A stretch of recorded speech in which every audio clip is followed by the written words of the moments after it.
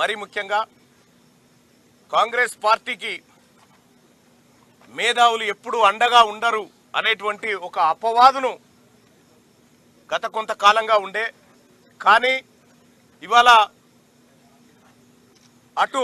Medak, Karimnagar, Adilabad, Nizamabad MLC తీసుకున్నా,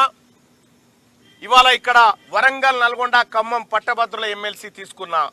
మేధావి వర్గం సంపూర్ణంగా ఇవాళ కాంగ్రెస్ పార్టీ పక్షాన నిలబడ్డదని చెప్పడానికి ఇది సజీవ సాక్ష్యం, ఈ ఫలితం అని చెప్పి తెలియజేస్తా ఉన్నాం.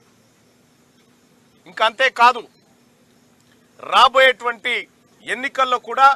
కాంగ్రెస్ పార్టీ ప్రజల పక్షాన నిలబడి ప్రజల మన్ననలు పొంది ఈ తెలంగాణ రాష్ట్ర శ్రేయస్సు కోసం కాంగ్రెస్ పార్టీ కంకణబద్దులై ఈ కార్యకర్తలమంతా పనిచేస్తామని చెప్పి మీ అందరికీ హామీ ఇస్తా ఉన్నాం. ప్రజలకు ఏ హామీలైతే మేము ఇవ్వగలిగినామో సాధ్యమైనటువంటి ప్రతి హామీని కూడా నెరవేర్చడం కోసమే కాంగ్రెస్ పార్టీ ముందుకు పోతుంది, మేమందరం ముందుకు పోతామని చెప్పి మీ అందరికీ తెలియజేసుకుంటూ, నాకు 10 ఏళ్ల కాలం పాటు చేసినటువంటి పోరాటానికి ఇవాళ నాకు అండగా నిలిచినటువంటి నా అన్నలందరూ, ఎమ్మెల్యేలందరూ, మంత్రులందరూ, ముఖ్యంగా ముఖ్యమంత్రి రేవంత్ రెడ్డి గారు, వీళ్ళందరికీ గెలిచినటువంటి గౌరవ ఎంపీలకు కానీ మొన్న గెలిచినటువంటి ఎంపీలకు కానీ అందరికి కూడా మరొకసారి కృతజ్ఞతలు తెలియజేస్తా ఉన్నా.